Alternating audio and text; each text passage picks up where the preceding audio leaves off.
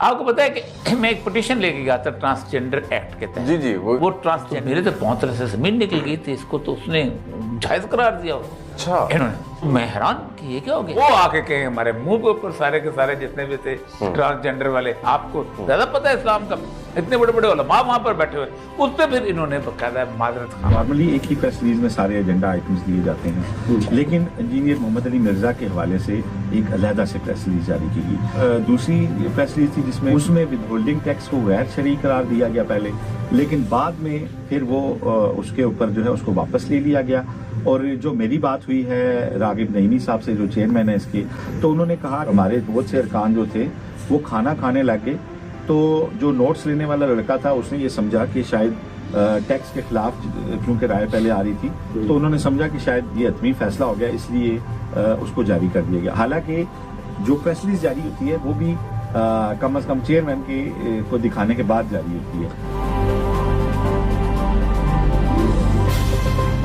बाद में उन्हें पता चला कि शायद कहीं से प्रेशर आया होगा कि यार ये क्या कर दिया आप लोगों ने, तो उन्होंने कहा वो हम लिखवा रहे थे तो वो लड़का शायद भूल गया, जी जी, टाइपोग्राफी एरर हो गया और वो पब्लिश हो गया। अभी तो इस पे फैसला ही नहीं हुआ, हमने तो फैसला कर। आप ये कह रहे हैं कि इस्लामी नजराती कौंसिल के अरकान खाना खाने चले गए? ये मैं नहीं कह रहा, ये चेयरमैन रागिब नईमी साहब जो हैं उन्होंने मेरे से गुफ्तगू में बताया। ये खाने में हलवा था?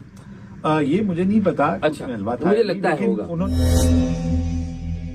पीछे मैंने जाता बहुत कुछ हुआ, पीछे बहुत कुछ। मुफ्ती रागिब नईमी साहब ने कुछ अर्सा पहले, आपको याद है, कि VPN हराम करा दिया। जी, बड़ी हैरत हुई। ये बिल्कुल ऐसे ही है कि आप कहें कि बेड भी हराम है क्योंकि इस पे ज़िना होता है। ओ माय कि एक एक फिक्रे से जानबदारी टपक रही है, और उसकी मैं आगे जाके सारी तफसील बताता हूँ। कैसे मामला पहले से तय थे, आप सुन लें इस क्लिप के बाद आप फैसला कर लें कि मैं कहता हूँ कमाल पा देती है यार, कमाल। सलाम है इस्लामी नजरियाती कौंसिल के मेंबरान को, जितने हजरात आज वहाँ बैठे थे। मौलाना रागिब नईमी साहब बैठे थे, उसमें हजरत मौलाना हाफिज मोहम्मद अमजद साहब बैठे थे फैसलाबाद से। वो उस दिन भी मुझे फरमा रहे थे, वहाँ खत्म नबूवत कॉन्फ्रेंस थी अल-फतह ग्राउंड फैसलाबाद में, कि मुफ्ती साहब असी वड्डे मिर्जे लाई भी एक कहते, छोटे मिर्जे लाई भी एक कह। कमाल दी गल की थी उन्होंने। वो उस दिन भी मुझे फरमा रहे थे वहाँ कि मुफ्ती साहब असी वड्डे मिर्जे लाई भी एक कहते, छोटे मिर्जे लाई भी एक कह।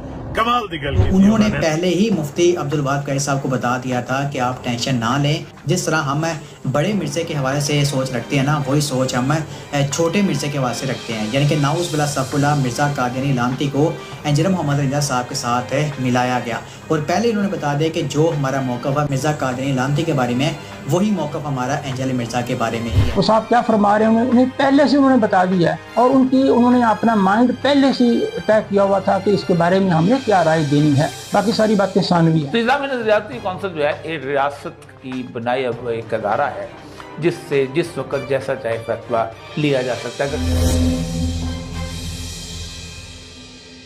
फुली तौर पे रिजेक्ट करते हैं जो ये रिपोर्ट जो आ जाइए। ये रिपोर्ट बेसिकली ये जो लिखा गया ऊपर जो लफ्ज़ लिखा है बाबत फैसला, हम इस फैसले के लफ्ज़ को मुस्तरद करते हैं। इस्लामी नजरियाती कौंसिल एक खानी अदारा है और ये एक एडवाइजरी बॉडी है, ये याद रखिए। अदालती फोरम नहीं है, ये फैसला नहीं कर सकती। कल से ये जो जिक्र हो रहा है कि इस्लामी नजरियाती कौंसिल का फैसला आ चुका है और उन्होंने भी इसको इसी अंदाज में पेश किया है, ये बिल्कुल सिरे से गलत है। इस्लामी नजरियाती कौंसिल, दोबारा कहूँगा, कोई लीगल फोरम नहीं है, अदालती फोरम नहीं है, ये कोर्ट नहीं है, ये फैसला करने का कोई अख्तियार इसके पास नहीं है। जो बेसिक जो मकसद है वो बेसिकली एडवाइजरी कौंसिल है कि इनसे पार्लियामेंट या कोई भी इदारा ड्यूरिंग प्रोसेस वो इनसे रिपोर्ट ले सकती है, एक ओपिनियन ले सकती है कि ये मैटर हमारे पास पेंडिंग है। आप सिर्फ राय दे सकते हैं, फैसला आप नहीं दे सकते कि किसी की जिंदगी मौत का आप बैठ के फैसला करें। क्योंकि पाकिस्तान की अदालतों को बंद कर दें फिर अगर आपने फैसले देने हैं तो, पाकिस्तान की अदालतों को बंद कर दें फिर अगर आपने फैसले देने हैं तो। पहली बात के law enforcement agency has no authority to refer the matter to Islamic Ideology Council, and Islamic Council of Islamic Ideology cannot even overtake the case of any individual or individual dispute जो है उसको take over नहीं कर सकती, कि ना ही कोई authority उसको रेफर कर सकती है। अब मैं उस रिपोर्ट का थोड़ा सा उसको डिस्कशन कर लूँ ताकि वो भी चीज़ें थोड़ी सी क्लैरिफाई हो जाएंगी इस पॉइंट ऑफ व्यू से। ये कहा जाता है कि कुरान और सुन्नत में भी बाज़ कुफ्रिया अल्फाज नकल हुए हैं, मगर ये बात अधूरी पेश की जाती है। हकीकत यह है कि जब इन तमाम मुकामात को देखा जाए तो साफ ज़ाहिर होता है कि मान अल्फाज को बतौर रद्द इनकार और सख्त तनबीह के जिक्र किया गया है, ना कि किसी तारीफ। अब तंबीह बेसिकली करनी है ना। आप जब किसी के अकीदे को कोट करते हैं, किसी की बात करते हैं, मैं आपको बुक्स दूंगा तो आप इसके बाद उनको ऐड कीजिएगा उन तमाम बुक्स को, जो रेफरेंसेस को। मेन स्ट्रीम की बुक्स हैं ये अंदरून बाइबल और कैल्विन इन इस्लाम और ये दमास्कस हिस्ट्री, ये सारी जो बुक्स हैं मेन इनकी किस्म की, उसमें ये एग्जैक्टली ये लफ्ज़ लिखते हैं सारे। आप जब उनको देखेंगे तो इससे कहीं आगे के नौज़ुबिल्लाह मिन ज़ालिक आप सल्लल्लाहु अलैहि वसल्लम की शान में उन्होंने गुस्ताखियाँ की हुई हैं। वो इनको वो नॉर्मलाइज वो कहते हैं ये नॉर्मल थी हमारे लिए, रूटीन की बातें हैं। लेकिन इस फैसले को मजीद मशकूक उन्होंने इस रीज़न से कर दिया। आप उसका सेकंड पैराग्राफ देखें, जब वो ये कहते हैं शरीय असूल ये है कि कुफर के अल्फाज सिर्फ इस वक्त नकल किए जा सकते हैं जब इनका मकसद कोई जायज़ दीनी ज़रूरत हो, मसलन शहादत, बातिल की तरदीद, तालीम या तंबीह वगैरह। 3 चीजों को एक्सेप्शन के दायरे में डाला कि जी एजुकेशन, किसी को एजुकेट करने के लिए अगर आप मसलन शहादत, बातिल की तरदीद, तालीम या तंबीह वगैरह। ठीक है जी। तालीम के लिए वो अल्फाज नकल हो सकते हैं, खुद ये इस्लामी नज़रियाती काउंसिल कह रही है तहरीरी तौर पर। तो इंजीनियर मोहम्मद अली मिर्जा साहब क्या कर रहे थे? और आज अल्लाह का शुक्र है कि तबलीगी जमात में सैकड़ों की तादाद में ऐसे लोग हैं जो इस कम्युनिटी से वाबस्ता है, जो अनअटेंडेड थी मजहबी तबके के एतबार से, और वो राह रास्ते पे आ चुके हैं। तो इनके राइट्स के लिए आवाज़ बुलंद करनी चाहिए। बाकी जिन लोगों की आपने बात की है, हम उन्हें 100% गलत समझते हैं, लेकिन इस प्लेनेट अर्थ पे उन्हें भी रहने का हक है। उनको आपने दुनिया से खत्म नहीं करना। अल्लाह ताला ने क्या सारे काफिर दुनिया से खत्म कर दिए? देखें, अगर एक शख्स क्रिश्चियन है तो वो मेरे नबी को दज्जाल समझ रहा है, लेकिन मुझे कुरान इजाजत दे रहा है कि मैं उसकी औरत के साथ शादी कर सकता हूं अगर वो किसी क्रिश्चियन की बेटी है। सूरह माइदा की आयत नंबर 5 में, किस औरत के साथ जो मेरे नबी को दज्जाल समझती है, और अल्लाह मुझे इजाजत दे रहा है कि उनकी औरतों से तुम निकाह कर सकते हो। अब जज्बाती एतबार से देखा जाए तो अल्लाह ताला के साथ क्या उलमा टक्कर लेंगे? नहीं। अल्लाह ताला ने उनको बेनिफिट दिया कि आसमानी मज़हब के मानने वाले, ठीक है, इनको हम बेनिफिट देंगे। यहां तो लोग कह रहे हैं सुन्नी शिया का निकाह नहीं होता, अल्लाह ताला तो आपको क्रिश्चियन की औरतों के साथ निकाह करने की इजाजत दे रहे हैं। यहां तो लोग कह रहे हैं सुन्नी शिया का निकाह नहीं होता, अल्लाह ताला तो आपको क्रिश्चियन की औरतों के साथ निकाह करने की इजाजत दे रहा है। इंजीनियर मोहम्मद अली मिर्जा साहब से सवाल पूछा गया और वो टीच ही तो कर रहे थे, वो एजुकेशन के लिए ही तो बता रहे थे कि जनाब ये असल में ये मामला है, ये ऐसे है, और उसके बारे में वो डिस्कस कर रहे हैं। आपने कहा जी कि ये शरई मकसद के बगैर किए गए हैं, इसलिए वो ताज़ीरी सजा के मुस्तहिक हैं। कैसे आपने कैसे ये जजमेंट दे दी? कैसे आपको पता चल गया कि शरई मकसद? और इन्होंने उसको जनरलाइज्ड वे में कि जी जनरली जो है वो आप ये नहीं कर सकते, तो लिहाजा आपके ऊपर जो है वो ये जो गुस्ताखी का जो आप मुर्तकिब हुए, और उन्होंने गुस्ताख डिक्लेयर करके उन्होंने पनिशमेंट सुना दी। मुझे बताएं, आप इन दोनों बातों पे आपने स्टैंड नहीं किया, आप इन दोनों बातों से खुद डनाए होगे। आपने चलें कह दिया कि वो नकल ही किया था, आप इसको मुकदमा खड़ा कर रहे हैं। किसी भी मुकदमे के ग्राउंड्स होते हैं, उनके कुछ बेसिक्स होते हैं, जिन बेसिक्स के ऊपर आप उसकी फाइंडिंग देते हैं। आपकी बेसिक आप स्टैंड यहाँ से ले रहे हैं कि अगर ये रीज़न हो तो फिर जायज़ है, तो आपने कैसे जस्टिफाई कर लिया कि ये रीज़न नहीं थी इसके अंदर? कि जी उन्होंने गिल्टी प्रूव कर दिया, तो ये भी इलीगैलिटी कमिट की कि उन्होंने उसको जो है वो गिल्टी प्रूव कर दिया। जब नजरियाती कौंसिल को कोई मैटर रेफर होता है, एक स्पेसिफिक एक लाइन, एक पैराग्राफ लिखा जाता है कि we need the opinion in this context या in this paragraph, in these line. Firstly इसका मतलब ये है कि ये डिसीजन वाइड एबनिशो है। वाइड एबनिशो का मतलब होता है रूट ही इसकी इलीगल है, यानी कि ज्यूरिसडिक्शन विदाउट लॉफुल अथॉरिटी, ये उन्होंने डिसीजन दिया। अब यहाँ पर कह रहे हैं कि कई वीडियोस हमने देखी हैं और आपने ये चीजें कही, तो आपसे उन वीडियोस के बारे में तो ओपिनियन नहीं ली। जब आपसे ओपिनियन मांगी जाएगी तो आप उन वीडियोस के बारे में ओपिनियन दे दें अपनी। तो मेरे नजदीक ये डिसऑनेस्टी है कि अगर आप फॉर एग्जांपल आपसे ओपिनियन मांगा गया किसी एक पॉइंट से रिलेटेड, और आप उस पॉइंट से हट के दुनिया की सारी बातें जो हैं वो उसके अंदर डिस्कस कर दें, और आप लॉ एनफोर्समेंट एजेंसी को who has given you an authority कि आप जो है अपने पास से सजेस्ट करें कि इनके अगेंस्ट जो है वो 295B की कार्रवाई भी जो है वो की जाए, तो ये भी असल में इलीगैलिटी कमिट की गई by the council of Islamic ideology. इस पे उन्होंने ये लिखा है कि महूला बाल आयत में इस बयान की खत कशीदा इबारत इसके साथी अल्फाज हैं जो इस आयत में मौजूद नहीं है। तो फिर ये सारे जो निकाह पढ़ाते हुए अहले किताब औरतों के साथ वो किधर से पढ़ाते हैं? जितने भी उलमाए कराम हैं, किसने नहीं पढ़ाया? इसका मतलब है कुरान से आगे नसे कर सारी चीज़ तो कुरान तफासीर में है, अलाउ किया गया रसूल। अब इसको बुनियाद बना के तो इन्हें कुरान भी उसके खाते कहते हैं कि ऐसा क्रिश्चियन कम्युनिटी के अंदर ऐसा नहीं, तो वो इस FIR की आड़ में उनके बुक्स में इतने वो आगे चले गए हैं कि वो अब क्रिश्चियन कम्युनिटी के अकीदे को डिफेंड कर रहे हैं। सबसे जो मुज़क्किर बात ही है, वो कहते हैं क्रिश्चियन ऐसा कहते ही नहीं। मुझे आप ये बताएं, आप आए रोज़ देखते हैं कि फ्रांस के अंदर भरपूर आप सल्लम की शान में गुस्ताखाना मवाद हर साल शेयर होता है, और उसकी वजह से पूरी दुनिया के अंदर एहतजाज होते हैं। हम उन एहतजाज में शामिल होते हैं और हम कहते हैं कि इनको बंद किया जाए, वो मुख्तलिफ वीडियोज़ शेयर होती हैं और मुख्तलिफ कानून के खिलाफ जाते हैं, हम उनको रिपोर्ट करते हैं, इन तमाम चीज़ों को हम फेस करते हैं। बीइंग अ मुस्लिम हमारे लिए मसाइल हैं। मुझे बताएं कि जो फ्रांस के अंदर रहने वाले लोग हैं वो कौन है जो ये आए रोज़ इस तरह के जो गुस्ताखाना मवाद शेयर करते हैं? आपको हैरान की होगी, वो तमाम क्रिश्चियन लोग हैं। और आपने अब ये ना सारी जितनी भी ऑडियंस है इसका काम एक है, इसने जाके गूगल ओपन करना है और जो मैं बता रहा हूँ इन्होंने जाके फाइंड आउट करना शुरू कर देना। ये जितने भी अभी बैठे हुए ना जी, ये अकीदा नहीं है, ये वो, ये सारा कुछ काला चट्टा खुल जाना। आपने गूगल पे जाके सर्च करना है कि फ्रांस के अंदर आपको पता है हर साल आप सल्लल्लाहु अलैहि वसल्लम की शान के अंदर गुस्ताखी की जाती है। आपने जाके सिर्फ ये सर्च करना है कि जलाने वाले, ये तस्वीरें बनाने वाले है कौन? क्रिश्चियनिटी है। और ईसाइयों के ऊपर तौहीन रिसालत के मुकदमे होते हैं इन्हीं वजूहात पे। ये सारे के सारे लोग क्रिश्चियंस हैं और ज़्यादातर ये जो गुस्ताखी होती है क्रिश्चियनिटी की तरफ से होती है। मुझे बताएं कि आज ये लोग सिर्फ इंजीनियर साहब के उनके खिलाफ ज़ाती रंजिश के अंदर इस हद तक गिर गए हैं कि आप उसी कम्युनिटी को डिफेंड कर रहे हैं जिनके खिलाफ ये पाकिस्तान में एहतजाज करते थे। फिर उन्होंने कहा कि जी हम क्रिश्चियन जो है वो बरादरी को जो है वो रेफर करेंगे। अच्छा, अगर आपने मसीह बरादरी को भेजना था और उनकी राय लेनी थी तो फिर आपने फैसला किस बुनियाद पर दिया? आपकी सारी रिपोर्ट मशकूक हो गई है ना। तो इतनी क्या जल्दी थी कि आपने जो है आज ही कल ही ओपिनियन दे के फौरी तौर पे जो है वो इसको, असल में पर्पस ये था कि उनकी बेल को, क्योंकि नजर आ रहा था कि it was actually a case of discharge, कि तो इसलिए उन्होंने रात को ओपिनियन दे दिया ताकि सुबह जो है वो बेल के मामले में जो है वो इन्फ्लुएंस किया जा सके।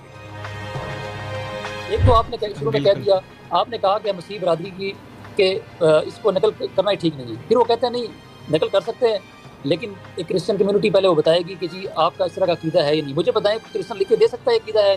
उनकी जब बुक्स ओपन बता रही हैं, ये उनकी बुक्स है जो हमने इन्वेस्टिगेशन को भी दे दी है और हमने जो कोर्ट में प्रेजेंट कर, हाँ अगर वो ये डिनाई करते हैं ये हमारी बुक्स नहीं है तो फिर है अब उनके अकीदे के बारे में वो कहें कि ये हमारी बुक्स नहीं है, ये हमारे ऑथर नहीं है, ये हमारी ये मेन स्ट्रीम की हमारी बुनियादी अकायद नहीं है, वो कितनी बुक्स को डिनाई करेंगे? और रीसेंट पब्लिकेशंस हो रही हैं उन बुक्स की, फ्रेश पब्लिकेशंस हो रही हैं दुनिया के अंदर, लेकिन चूंकि वो जो बैठे हुए हैं अब उनके नाम लेना मुनासिब नहीं है, उनकी भी अलग से हिस्ट्री है, वो आप अलग से निकाल के देख लें।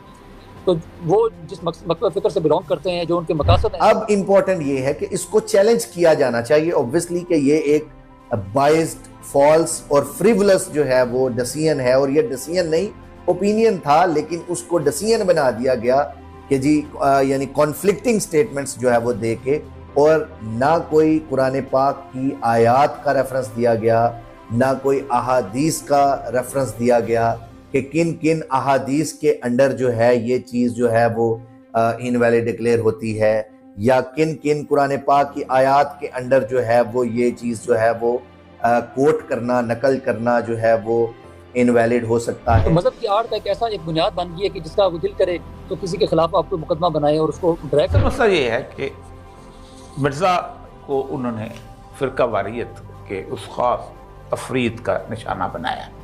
आप उस शख्स के अगेंस्ट फतवा किन से ले रहे हैं? काउंसिल ऑफ इस्लामिक आइडियोलॉजी को रिप्रेजेंट किससे करा रहे हैं? सारे almost Barelvi school of thought. वो ताहिर अशरफी जिनके बारे में माजी में बातें हुई हैं, वो जारी बात है कि सारे एक जगह इकट्ठे हो गए। सबसे पहली बात, जो चेयरमैन हैं डॉक्टर रागिब हुसैन नईमी साहब जो हैं chairman council of Islamic ideology, और बरेलवी स्कूल ऑफ थॉट से उनका ताल्लुक है। इसका मतलब क्या है? आसिफ अशरफ जलाली साहब के वर्ड्स रिफ्लेक्ट हो रहे हैं इस जो दो पेज का मरासला है उसमें।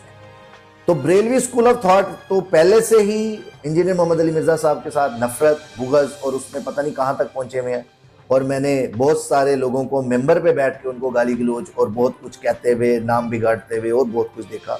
और नाम बिगाड़ने का जो रिफ्लेक्शन है वो इस मरासले में भी हमें जो है वो नज़र आता है कि कहीं पे मिर्ज़ा इंजीनियर लिखा हुआ है, कहीं पे इंजीनियर मिर्ज़ा लिखा हुआ है, कहीं कुछ लिखा हुआ है।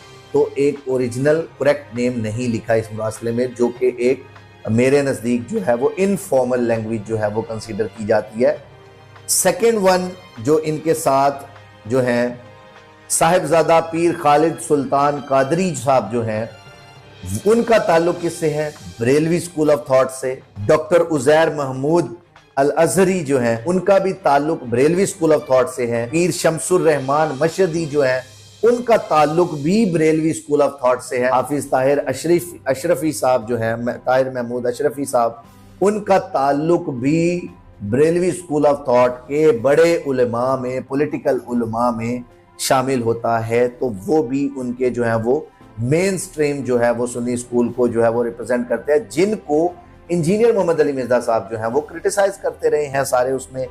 जो आपको याद है कि मैंने भी 1.5-2 साल पहले कहा था कि इसी को कहा था, ये उस वक्त गवर्नमेंट में था ना, मैंने कहा था कि तुझे बड़ा शौक है ना मुनाजरे करवाने का, तू बैठ पीटीवी के ऊपर, तू गवर्नमेंट का नुमाइंदा है ना ताहिर अशरफी, पीटीवी पे बुला मुझे। कुरान और सुन्ना की रोशनी में हर उनके जो एक्ट्स हैं, कॉन्डक्ट्स हैं, उनको जो है वो शुरू से क्रिटिसाइज करते हैं। बहुत सारे सवालात जन्म लेते हैं। पहला सवाल कि जिन उलमा ने इंजीनियर मोहम्मद अली मिर्जा के हक में फतवे दिए, अब उनके बारे में इस्लामी नज़रियाती कौंसिल क्या कहे। दूसरा सवाल कि इस्लामी नज़रियाती कौंसिल ने इतने हसास मौजू पर कोई डिसीजन लेते हुए, कोई फैसला करते हुए, कोई फतवा जारी करते हुए इंजीनियर मोहम्मद अली मिर्जा या उनके वकला की राय ली या उनका मौक़िफ़ सुना? ना तो मिर्जा को सुना गया वहां गया, क्रिश्चियंस को बाकायदा खास तौर पे कह दिया, उनकी बात पे ईमान ले आए। अच्छा, हालांकि तारीख बिल्कुल मुख्तलिफ। एक मजहबी स्कॉलर, एक मजहबी आलम, एक आलम दीन जिस पर इतने सीरियस इल्जामात हैं, उसे सुना ही नहीं गया। और वहां जहां और उलमा कराम काबिले एहतराम उलमा कराम बैठे हुए थे, इस्लामी नज़रियाती कौंसिल की बात कर रहा हूं, वहां तो उनको बुलाना चाहिए, तभी बुलाएं, जरा आमने सामने बैठ के बात करते हैं।